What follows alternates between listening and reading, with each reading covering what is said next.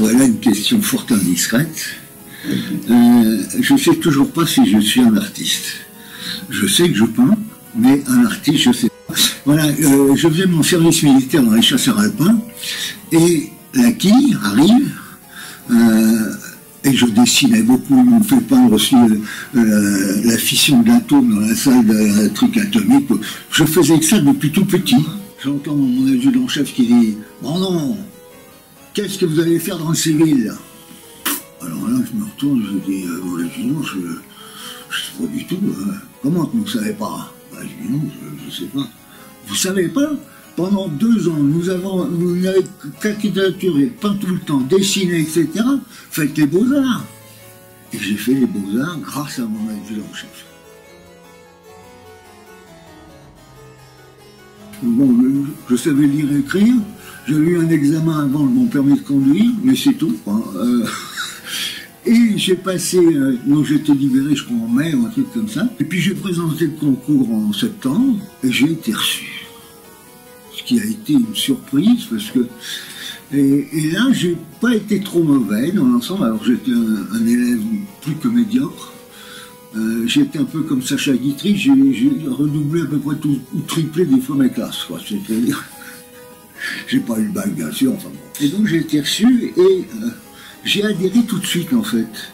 Même en anatomie, pardon, en descriptive, en toutes les matières un peu hors peinture, dessin, parce que d'un seul coup ça m'intéressait, et donc j'ai eu mon diplôme, et puis voilà quoi. Et puis alors j'ai eu la chance d'être nommé prof à la Canale, où j'avais été viré 3 fois de la Canale.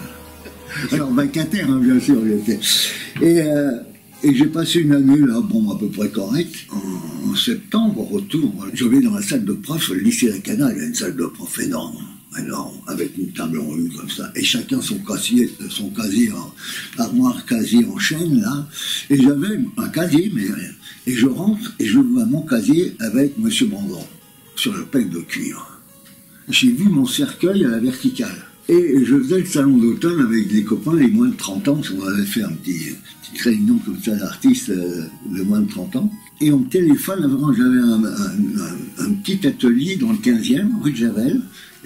Ici, monsieur Bélier, oui, enchanté, la galerie Bélier. Oui, je ne connaissais pas du tout. Mais voilà, j'ai vu votre toile au salon d'automne. Les galeries faisaient encore les salons. Et est-ce que je peux venir à l'atelier? Alors j'ai dit oui, bien sûr, vous pouvez venir. Je lui donne l'adresse. 3 jours après, tac, et je vois un petit bonhomme, enfin je suis 1m80, un mec de 61, qui 1m65, une quarantaine d'années, petite quarantaine d'années, plutôt sympa.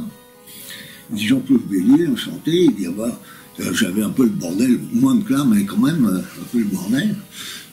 Elle me dit ah oui, non, j'aime bien. Bon, ça vous gêne pas, mais j'achète tout. Je dis oui, j'achète tout. Et à l'époque, c'était les francs, quoi. Il dit 500 francs chaque pièce, petite ou grande, 500 francs chaque pièce. Et je gagnais en tant que prof 800 francs par mois. Je ne suis pas resté longtemps dans l'éducation nationale. Voilà. Et je suis rentré dans cette galerie,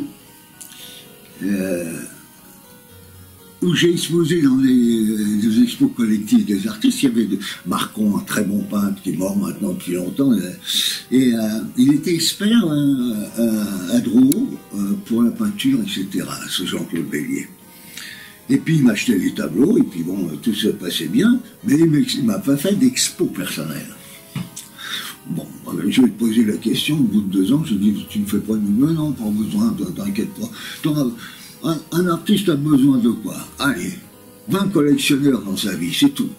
Et puis bon, j'ai exposé à New York, enfin ça marche bien, quoi. En fait, invraisemblable, hein. Ça marche bien. Mais là encore, même jeune, je m'en fous complètement. Je ne fais pas le métier. Et à tel point que quand j'exposais dans la 5e année, là, chez Yves Armand, le fils, même prénom que son père, du peintre Armand, qui avait sa galerie là, et qui m'exposait sur la série des Deauville, la provoque les Deauville des années fin 70, quoi, début de l'année. Et je faisais des sérigraphies, un peu plus loin dans Manhattan, coup de téléphone l'atelier de sérigraphie. Il m'appelle, il dit viens vite parce qu'il y a 2 mecs qui t'attendent là, ils veulent te voir.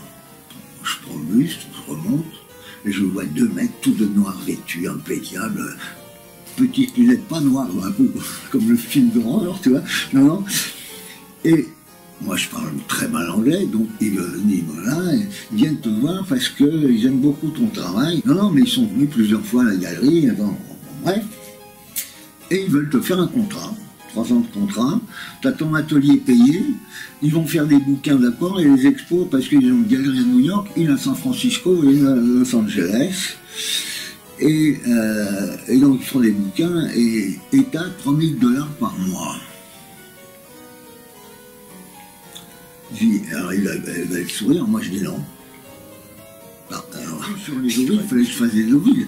Et je fais plus les Deauville, moi je fais les portraits de mon fils, mon jeune fils d'1 an, les grands portraits de lui. Et, il me dit, mais vous pouvez pas faire quoi? Je dis non, non, je peux pas, parce que je vais faire moins bien ce que j'ai fait là. Donc c'est pas intéressant, ni pour vous, ni pour moi. Ils étaient un peu surpris. Mon galeriste ne m'a pas parlé pendant 3 jours. En 3 jours. Et donc j'ai jamais fait le métier. Parce que, inconsciemment, j'ai voulu rester libre. Libre. J'ai jamais demandé un atelier à la ville de Paris, j'ai jamais. Libre. Je me démerde, j'ai besoin de tout le monde, mais pas comme ça. Tout seul, je n'existe pas. On existe grâce aux autres. J'ai existé grâce aux autres. J'ai eu une chance invraisemblable. Et voilà comment a commencé ma vie d'artiste, entre guillemets. Ça me paraît une conclusion parfaite.